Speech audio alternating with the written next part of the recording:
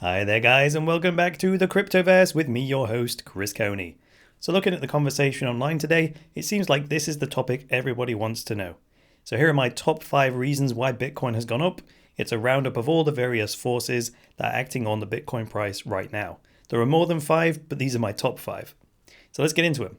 Reason number 1, the crypto market is still quite small, remember. So, this is my orange juice model. Remember where this is the old financial system, it's this great big orange, that's where all the juice is right now. And now we have this new orange, this little crypto orange, which is bumped up against it on the right hand side. And because it's bumped up against it, there's almost like this little straw in between the two that allows some of the juice from the big orange to flow into the small orange. But because the big orange is so huge and has so much juice in it, and the little orange has relatively little juice in it, you only have to squeeze the big orange a little bit for the little orange to grow or double or triple in size, right? So it only takes a relatively small amount of buying or selling in the crypto space to move Bitcoin's price up or down significantly. So on the 13th of May 2019, for example, Bitcoin trading against the US dollar, it went up 12% in a single day. And that was on the basis of $30 billion of trading. So that's like how much juice moved from the US dollar into Bitcoin. I mean, contrast that with the US dollar trading against the British pound on the same day. Look at how much juice moved there. It was 330 billion, more than 10 times more juice.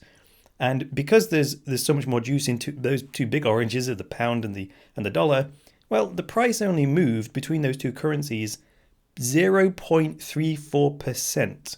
So the more juice is flowing, the less volatile, right? And that's why Bitcoin is so volatile, is because the little orange that it lives in is so small right now. When it gets to, hundreds of billions of dollars a day in trading, then the price will flatten out and it will only move like this by 1/3% on a given day. So that's mainly reason number 1.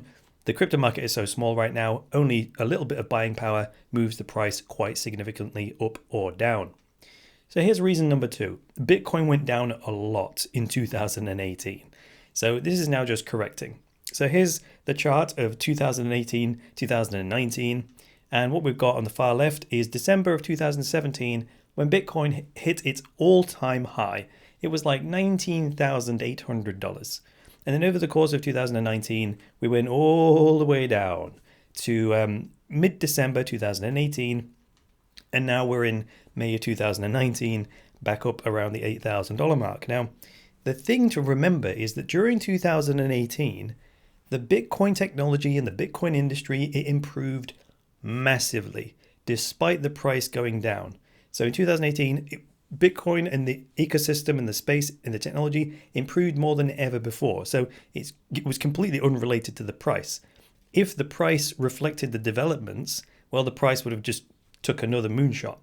So if you look at it from this perspective, where we are now in terms of the price, when you look at it from this broad perspective, it's only now just come back into the sort of the mid-range of the chart. So it's not like Bitcoin's took a moonshot, it's just gone too far down and is now correcting back in sort of the midpoint of its range from 2018. Furthermore, when you look at this by the numbers, if you look from December 2017 to December 2018, that's where Bitcoin went down from 19,800 to about 3,100. It was a drop of about 84%. Contrast that with December 2018 to now, May 2019, and you're looking at 165% gain. So again, December 2018, $3,100 Bitcoin, May 2019, $8,350 Bitcoin. So that's just what I was saying about it coming back into correcting from a big drop. Reason number 3 is this thing called the consensus rally.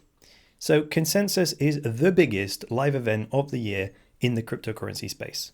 And this year it was the 13th of May to the 15th of May. And you get all the big industry. It's a huge event, like 10,000 people turn up to this thing in New York City at the Hilton, I think it is. There it is, yeah, I've got it on the screen, the Hilton in downtown New York City. So a lot of excitement around this. And then I've got the chart here from like March, April, May of 2019. And what it shows on the far right from the 13th of May to the 15th of May is the 3 days of the consensus event itself. And actually, During the 3 days, the first day it shows Bitcoin going up quite a lot, but then the second and third day, it kind of calms down a bit. But you look at the 2 week run up prior to the event, and you see Bitcoin going up hugely from like 5,000 all the way up to $8,000 in the 2 weeks beforehand.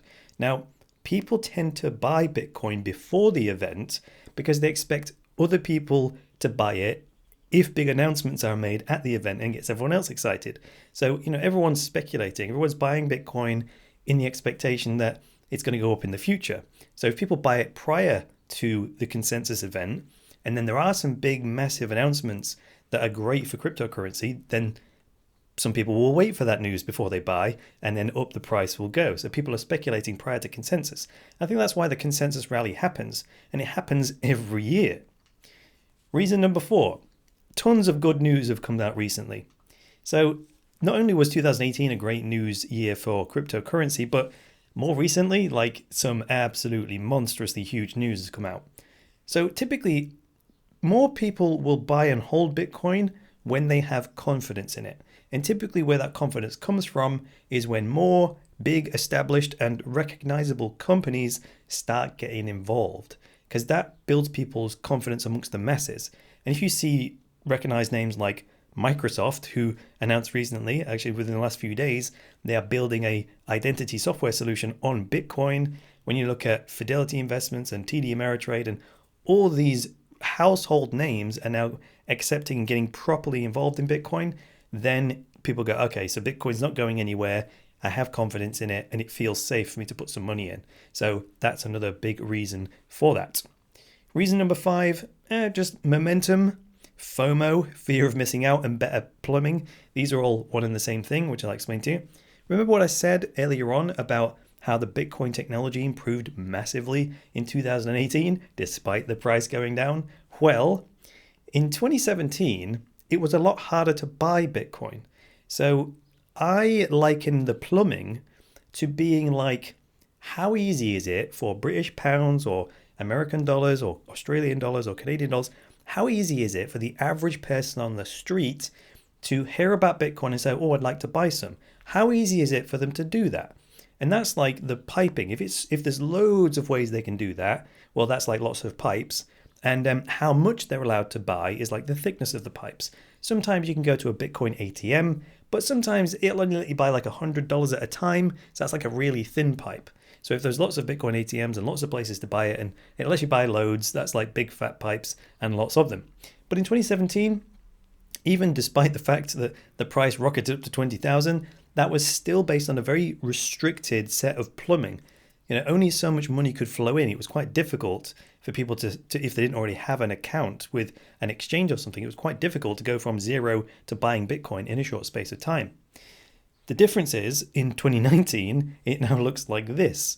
We've got all the various national currencies around the world: Canada, Venezuela, Russia, America, Japan, India, Mexico. There are now tons of places that the average person on the street can hear about Bitcoin and then go straight and buy some. You can buy some with your credit card. You can buy some with your debit card. You can buy some with PayPal. You can buy some with Amazon gift cards. You can buy it pretty much any which way you want, and from many different places. And not only that, so there's all the pipe work. The pipes are a lot fatter now. So the amount you can buy is much higher as well. So the FOMO part of this is just the basic snowball effect. That's why I call it momentum. With the snowball, all you have to do is a tiny snowball, push it down the hill, and it gathers more snow as it goes. So how this works in financial markets is, people buy Bitcoin, the price goes up, other people see that, and they buy it because they see the price going up. And then other people see that the price has gone up, so they buy some as well. And on it goes. It feeds on itself. Now, remember the snowball effect, though. You start with a little tiny snowball and push it down the hill. Well, that's like the domino effect. There has to be the first domino to begin the snowball effect. Well, I'm going to suggest that the first domino are all the other reasons we've been talking about in today's video, right? These reasons are not isolated. They're all sort of reinforcing each other. So it's not one thing. It's a whole bunch of things that smacks Bitcoin's price at the same time. And if it's all pushing in the same direction, then you'd expect the price to follow, wouldn't you? So all the other reasons have let the domino effect go on, and now the FOMO and the momentum has gathered. So here's a summary of my top 5 reasons why Bitcoin has gone up. Number 1 was the crypto market is still relatively small, remember? It only takes a relatively small amount of money, a relatively small amount of buying power to move the price up or down a lot. Reason number 2 was, remember, Bitcoin went down in 2018 a lot. So relatively speaking, and it's only correcting back into the mid-range of where it was. So it went down far enough to $3,100 to a price point where people deemed it attractive. And at $3,000, $4,000, $5,000, people were like, okay, I think that's a reasonable price for Bitcoin. And logically, if you think something's at a reasonable price, you buy it. Reason number 3, the consensus rally. It happens every year, two weeks prior to the consensus massive cryptocurrency event in New York City.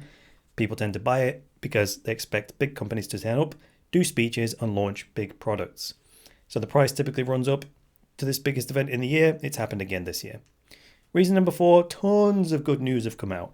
Tons of good news came out in 2018, but most recently some really big news has come out. And recognized companies are getting involved in crypto now, the Microsofts of the world and the Fidelity investments. And, you can just look at the news headlines. There's tons of it, too much for me to put on that one slide. And these big household names getting involved, that gives the average person on the street confidence without them having to do tons of research and understanding the fundamentals and the technology underlying Bitcoin. They can just see a household name like Microsoft and go, okay, that's enough. Bitcoin's approved. If Microsoft have done their research and they're building on it, that's good enough for me. Reason number 5 is typical momentum, the snowball effect, fear of missing out, and the fact that there's much better plumbing in the crypto space now, meaning it's much easier to buy it in whatever currency you happen to want, buy it with a credit card, a debit card, all the different payment methods, and you can buy a lot more of it now than you used to be able to. So that counts all the way around the world. So now you would expect when that snowball effect happens, the momentum can build a lot quicker because it's easier for someone brand new to just hear about Bitcoin and they can get into it really, really quickly. Much more so than a year ago. So those are my top 5 reasons. There are many, many others. This is just a concise summary. So share your reasons why Bitcoin is going up with the community in the comments if you have the ability to do that, or just do it on Twitter. My Twitter handle is @ChrisConeyINT. So that's all I've got for you today. Please hit the old like button. Click subscribe if you'd like some more videos like this. And also, if you know anybody else that's asking the question, why on earth is Bitcoin's price going up? Why not share this video with them? I think I did a pretty good job, don't you? Please help fund this work as well. You can hit my website. It's thecryptoverse.show, and there you can become a supporter. The reason you might want to do that is because this is not some casual side hobby of mine. I don't just do it on the weekends when I've got nothing to do. This is my full-time job. It's how I attempt to help you achieve financial freedom while making a living at the same time. If I don't make a living, then I'll have to do it as a side hustle, and then I won't have time to make quality videos. It'll just be once in a blue moon, right? That's no good. So by the time you watch a video like this, a ton of time, a ton of energy, and a ton of research has gone in. So if you would be so kind as to support it, I and everyone else will thank you for it. Also, check out my online courses if you want another way of supporting me. There's a coupon code down in the description which gets you 50% off, but it can only be used by one person per day. So the first person that uses it causes it to expire, and then you have to wait till the next day. Well, I don't want to cheapen it just by flooding the market with discount coupons. I don't believe in that kind of thing. But one person per day, whoever gets it first, that's fine. So if you try it and it's expired, that means someone's beat you to it. When you sign up as a patron, which is like $5, $10, or $15 a month, you can get cryptocurrency rewards, so you do get something back for it. You get rid of all the ads on the podcast and on the video version of this content. And also you get access to a private chat server, which is only for supporters, where you can ask me all manner of questions at any time of the day or night. There's some real quality people in there. Because they're paying to be there, there's no spam. So it's absolutely fantastic. But that is all I've got for you today. I'll be back with the next episode of the Cryptoverse. So until then, it's me, Chris Coney, saying bye for now.